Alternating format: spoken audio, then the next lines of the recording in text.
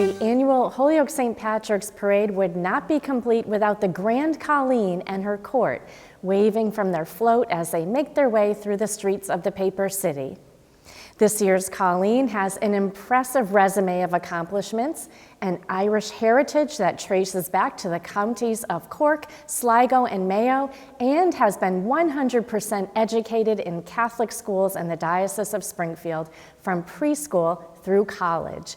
It was a grand evening when Elizabeth Gord was selected as the 2024 Holyoke Colleen. It is my honor to announce that the 2024 Grand Colleen is Elizabeth Gord. Irish pride was shining as Holyoke native Elizabeth Catherine Gord, a 2023 graduate of Elms College in Chicopee and a 2019 graduate of Pope Francis Preparatory School in Springfield, was crowned during the 68th annual Holyoke Grand Colleen Coronation Ball and Awards reception. Each year, the St. Patrick's Parade Committee selects a Grand Colleen and a 4-member court. Members of the court were chosen from among 18 contestants this year and include Amelia Francis George, Hunter Rose Edwards, Natalie Bell Morris, and Taryn Shailene Ryan. She's queen of the green, our Irish Colleen, a gem of the Emerald Isle. Since the coronation, it's been a whirlwind of activity for Elizabeth and her court. Last weekend, she and her family attended the annual Mass and Communion breakfast sponsored by the Ancient Order of Hibernians. I sat down with the family in their Holyoke home on Sunday afternoon. Being named the Colleen has been a dream of Elizabeth's since she was a child. She told me first watching the parade on TV. And my mom was marching one year, so I was super eager to watch. But soon after her, she was very much so overshadowed by gorgeous girls when the dress and a tiara. And of course, you know, the initial thought process of, oh my God, are they princesses? What are they? How can I be one immediately? And my mom came home that day and I asked her to explain who they were. She said, well, those are the Colleens and they're role models for young girls like you. And if you'd like to be one, you have to eat your cauliflower. And it sounded so alike that I thought she couldn't be lying. So for the next few months, that was like all that I ate. And I can't touch the stuff now. I hate it so much. Well, lucky for her, there will be no cauliflower on the menu this weekend. And as for Elizabeth's parents, Kate and Bob Gord, of course, proud as ever that their eldest child and only daughter, followed by 3 boys, was named the Grand Colleen. It was a shock, but she's always been a princess in our eyes. But it was amazing to watch the whole process, and incredibly proud is the understatement of the year. She's amazing. I will agree that she is amazing, and I was blown away by that decision, and not that she's not deserving, but all those girls were incredible. Yes. And we are proud of the work that she's done and how she carries herself. She does carry herself beautifully. She's definitely stepped into the role nicely. As for her Irish heritage, it comes from Mom Kate's side, from the counties of Cork, Mayo, and Sligo.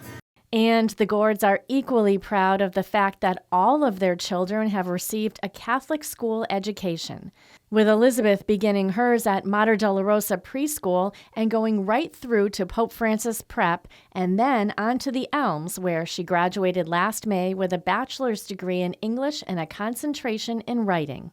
And we think that she's an incredible outcome for the Springfield Diocese and something that they should be very proud of because she is quite remarkable.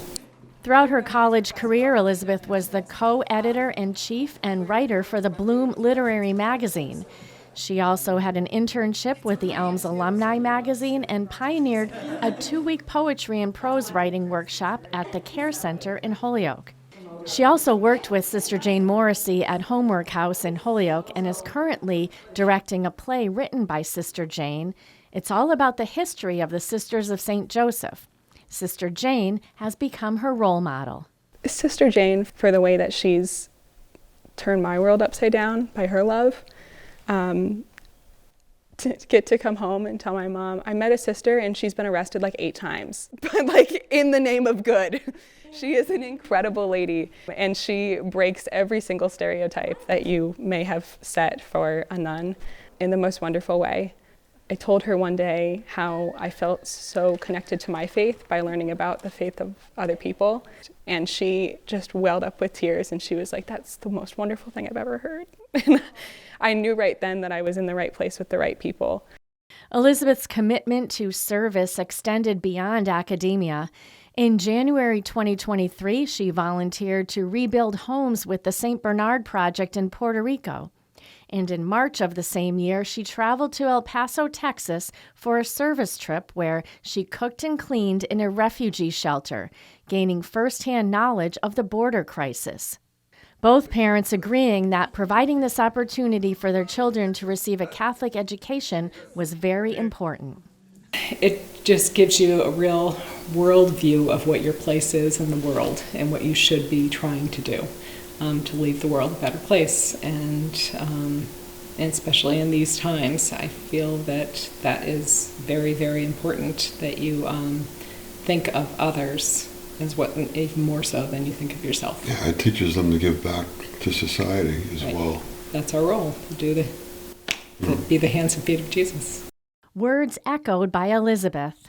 I think that that's where we can come to be unified, is in understanding that we all have care for somebody. And if we can just put ourselves in someone else's shoes for a moment, whether we're trying to do that literally and walking into their life and immersing ourselves in their experience without imposing ourselves on their experience, or if we're studying it from afar in a classroom, if we teach a little more kindness, I think that that would help to bridge the generational gap, bridge societal gap, bridge wealth gap. There's so much that can be done by acknowledging that we care for one another. You've never seen a more perfect queen than our lovely Irish Colleen.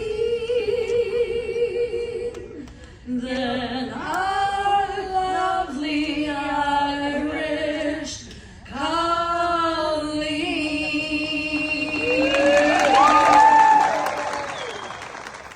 It was such a pleasure to interview Elizabeth and her parents, such a beautiful family and well-deserving of this honor.